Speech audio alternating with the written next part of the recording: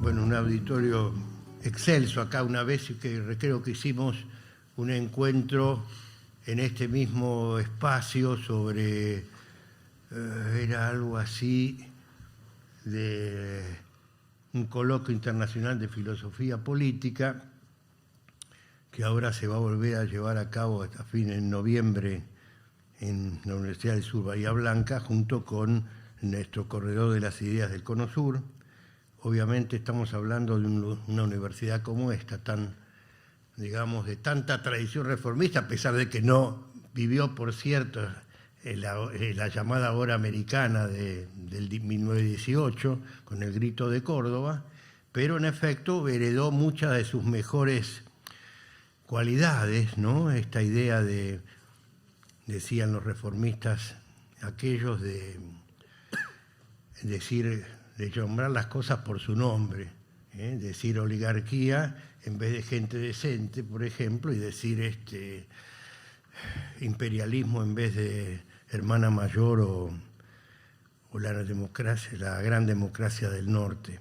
Entonces, por un lado eso, por otro lado, el poder erigirse de alguna manera u otra en la Casa de la Esperanza, como llamaban los estudiantes a su universidad reformada, esperanza para pueblos como los nuestros, tan expuestos a toda clase de sojuzgamientos internos y también exógenos. Bueno, entonces, cumplimentado esta etapa de agradecimientos y reconocimientos, pasamos directamente a tratar el tema en cuestión, que sería un poco la referencia al libro que publicamos, gracias también a otra gente que debe también reconocerse sus aportes al pensamiento alternativo, es decir, la editorial Octubre y el diario Página 12, con el cual funcionan actualmente en forma conjunta. Bien, el libro en sí tiene como dos grandes facetas, lo que es la reforma en sí mismo y la etapa y lo que puede ser los albores del movimiento reformista, hablando de algo así de alrededor de principios del siglo XX. Estamos hablando de una época, una especie de magma ideológico, cultural y político que tiene que ver con las vanguardias. Ese es uno de los grandes motivaciones, más allá de otras que no vamos a considerar, ¿no? La vanguardia y sobre todo de un movimiento que tuvo bastante fuerza, efecto en lo que fue la preformación de los reformistas, que fue el modernismo, la revolución estética que significó ese movimiento, a través de grandes figuras, nada menos que José Martí por de pronto, ¿no? Con su exaltación de la juventud, cosa que se dio en casi todos los modernistas latinoamericanos. Martí, por ejemplo, llegó en su Nuestra América a considerar que a la juventud como un poder angélico. Fíjense ustedes el grado de relevancia, angélico, porque era nada menos que los portavoces de reencarnar, digamos, lo que habían sido nuestras repúblicas dolorosas, decía, a lo largo del siglo XIX, y la posibilidad de unificar precisamente a los sectores más marginados, de la negritud, del indigenismo, etcétera, etcétera. Y después también apareció otro gran, digamos, intelectual, que fue nada menos que Rubén Darío, cuando hablaba de la juventud divino tesoro, cuando decía en su autobiografía que, bueno, que se oponía al anquilosamiento académico y que frente a eso, por ejemplo, exaltaba algo así como la libertad mental, ¿no? Una serie de actitudes que van marcando el camino. Después, mucho más tarde, aparece el manifiesto Martín Fierrista, con el gran Oliverio Girondo, también diciendo algo parecido, manifestándose en contra de la solemnidad del catedrático que momifica todo. Entonces, ya hay un clima de época muy especial, no es así, que va generando una actitud de rechazo de las instituciones en general, instituciones que de por sí digamos, tenían muy poco de democráticas. Y bueno, la reforma justamente va a tratar de democratizar y humanizar un poco, por lo menos, el mundo académico y también lo que podía ser también en cierta medida la sociedad civil y las relaciones internacionales, ni más ni menos. Fíjense qué hazaña, ¿no? Qué grado de, digamos así, como de entrega que podía tener, porque fue el caso, por ejemplo, de José Enrique Rodó, otro modernista que también le echaba a los jóvenes sobre sus espaldas, en sus alforjas, nada menos que la democratización de nuestro continente, el desarrollo de la ciencia y la integración latinoamericana. Fíjense ustedes qué desafío que sintieron nuestros jóvenes, estudiantes, muchos de ellos, para lo que representó después toda la serie de, movilizaciones que hubo a lo largo de ese siglo, que después finalmente fue llamado el siglo de la juventud, pero que una juventud muchas veces arrasada, muchas veces inmolada, en aras precisamente de esos grandes ideales. Entonces, bueno, eso es más o menos el clímax que rodea digamos, a lo que fue el espíritu o la causa prerreformista. Y obviamente al hablar de eso también el libro trata, por ejemplo, algo así como la bohemia o la vida bohemia, distinguiendo lo que era la bohemia, una bohemia dorada, digamos así, tirando manteca al techo, y una bohemia negra que era la identificación con los trabajadores, no es así, con los explotados, etcétera. Y y una bohemia, como decía Gómez Carrillo, el intelectual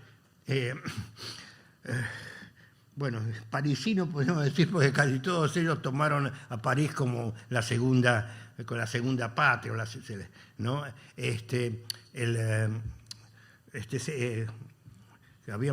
Estábamos hablando de Gómez Carrillo, el guatemalteco, y que decía que es el bohemio. El bohemio es el que come más a menudo raíces griegas, estudiar, tragar libros, que paisanes o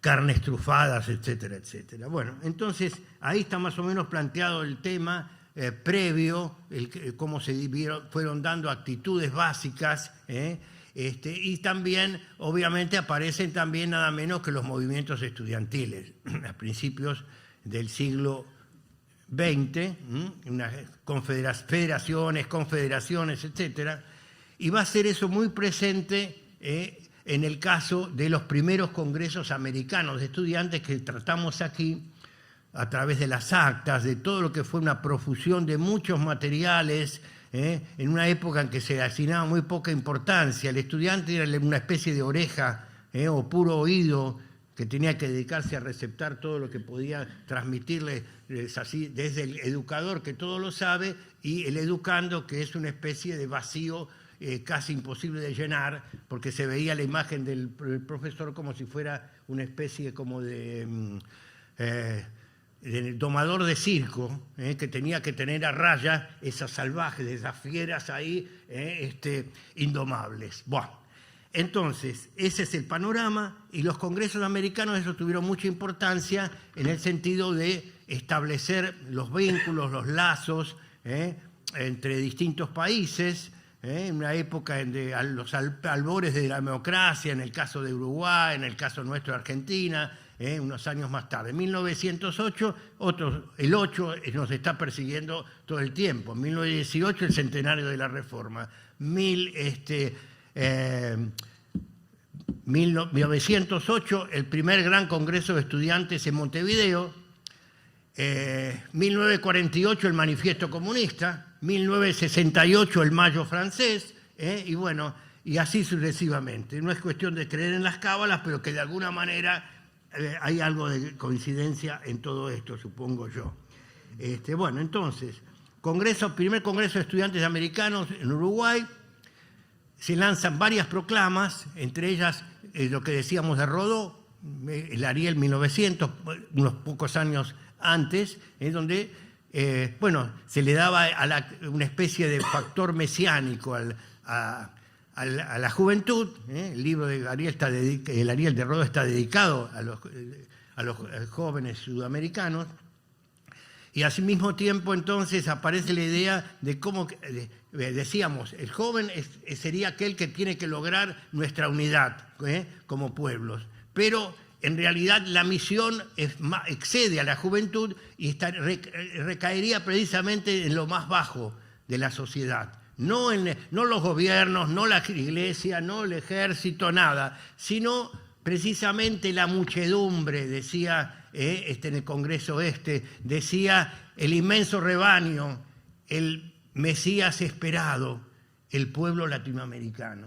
Bueno, entonces ahí ya hay una apertura a lo que representa el extramuros, ¿no? Entonces, ¿por qué el gran valor de la reforma? Porque se salió, no es así, de la caparazón de la tortuga esa, como decía uno de los tantos reformistas, nada menos que un premio Nobel, Miguel Ángel Asturias, de que dejaran de ser las universidades caparazones ajenas al mundo exterior, a la pobreza y a la miseria y a todo lo que significaba, precisamente la marginalidad. Entonces, además de eso, otras grandes banderas que aparecen allí, por ejemplo, júntame la idea de la insurgencia, la rebelión como el factor por excelencia de la realidad. Si hay algo que pueda caracterizar a la vida es precisamente ese espíritu de rebeldía, el instinto frente a la materia inorgánica, en lo que puede ser la razón frente al instinto y finalmente el sueño por encima de todo eso que va más allá de la razón y que en última instancia se puede identificar con lo que luego se llamó la utopía, en fin, la imaginación al poder si quieren, etcétera, etcétera. Bueno, así que saltamos del congreso y pasamos a otro. Una serie, son 3 congresos que se hicieron en esa época, 1908, el 10 y 12, Uruguay, Buenos Aires y en el centenario, y en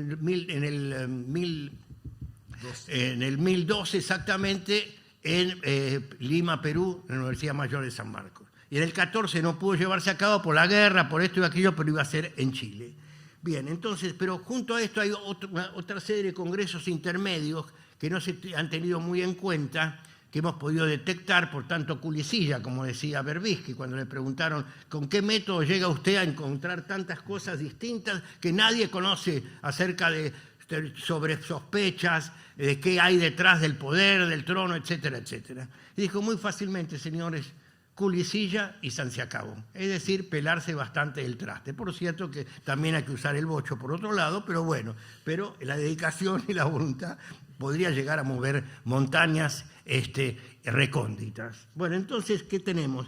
En Bogotá, en 1900, acá tenemos un compañero colombiano, no sé si, le tiramos un poquito de esta perla, si es que existen las perlas, pues las perlas son las que suelen caracterizar a los historiadores, digamos, historiadores de ocasión, no porque hayan descubierto alguna hipótesis, no porque hayan logrado alguna interpretación más o menos profunda de algo, sino porque descubrió un documento perdido. Entonces a mí tuve ocasión de conocer las actas del primer congreso de estudiantes de la Gran Colombia, que reunía a Ecuador, Venezuela junto con Colombia, y ahí ni más ni menos se produce una especie de fisura en esto de América. El congreso es de americanos, pero entonces ahí se preguntaban los muchachos, ¿pero que americanos hasta qué punto? ¿Qué nos une de no es así? Lo que Rodó decía, los gigantes con pie de barro del norte con nosotros. Y entonces ahí acuñaron 2 frases, dijeron, por ejemplo, tenemos, ellos en realidad son las águilas del norte y nosotros somos los cóndores del sur. Paremos, digamos, dejémonos de macanear en cierta forma y usemos y ahí se estaba acuñando un poco la conciencia antiimperialista en el estudiantado latinoamericano. De alguna manera, por cierto, que hubo otras aproximaciones, pero nominalmente ahí la tenemos como una de las causas. Bueno, rápidamente tendríamos que pasar a ya lo que presentó, en cierta manera, el Grito de Córdoba, todo ese año 18 de huelgas, ¿no es así?, gremiales de los estudiantes de medicina que reclamaban no perder el internado en el hospital de clínicas, etcétera, etcétera, etcétera. Pero bueno, finalmente lo que es la piedra de escándalo, la Carta de Ciudadanía va a ser del movimiento reformista el famoso manifiesto liminar. Ese manifiesto liminar, donde, bueno, ya se sabe, dirigido también, como Rodó, como el propio Ingenieros en sus libros, dirigido a todas las juventudes nuestroamericanas. Y ahí entonces se habla de una nueva hora, no dice nueva, dice la hora, estamos viviendo la hora americana. Claro, la hora americana es la segunda hora americana, la primera había sido los movimientos de la independencia, etcétera, etcétera. Y la tercera podría ser, a mi modesto leal y entender, sería la tercera hora americana, la que estuvimos viviendo y seguimos un poco viviendo en algunos países de nuestra América, la de la etapa post-neoliberal, porque por primera vez en la historia de nuestra América se institucionalizó la integración latinoamericana a través de estos ahora tomados como espurios el UNASUR, no es así, en parte Mercosur también, etcétera, etcétera. Bien, entonces, esta idea de la hora americana, estamos pisando sobre un suelo revolucionario también, nada menos que la Revolución Mexicana, la rusa, etcétera, todo en el manifiesto liminal. Más todo lo que hay después, por supuesto, de crítica. Los manifiestos tienen esas dos características, ¿no? Por un lado, la crítica, en el manifiesto comunista de Carlitos Marx y Engels, pero sobre todo, porque el manifiesto que son... a veces son autorales, pero en general son grupales. Era el manifiesto del Partido Comunista o la Liga Comunista en ese momento. Entonces, ¿qué se hace? Se criticaba el orden, por un lado burgués, por cierto, al estado de cosas, y por otro lado se proponía otra cosa. Es lo que tienen en general los manifiestos.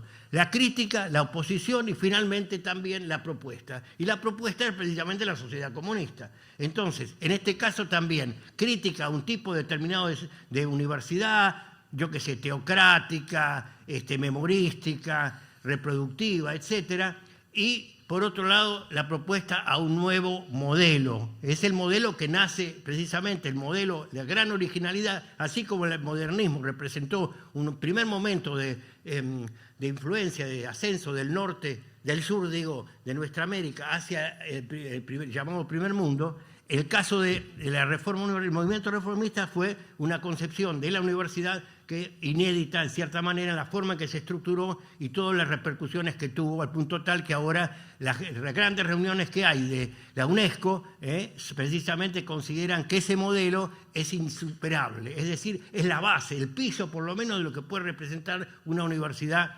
en todo sentido que podemos decir, democrática, latinoamericana, etcétera, etcétera, etcétera. Bueno, entonces, hemos hablado del manifiesto liminal y todas las proyecciones que tuvo. En el libro nuestro se registran alrededor de 100 casos, 100 manifiestos distintos, no solo en Córdoba, que los hubo y muchos, del segundo manifiesto, no el segundo, al cumplirse el segundo año, en 1919, del primer manifiesto liminal, aparece nada menos que la cláusula de la gratuidad de la enseñanza, que después recién va a ser una conquista, como sabemos, que se va a dar varias décadas después, no es así con el movimiento peronista.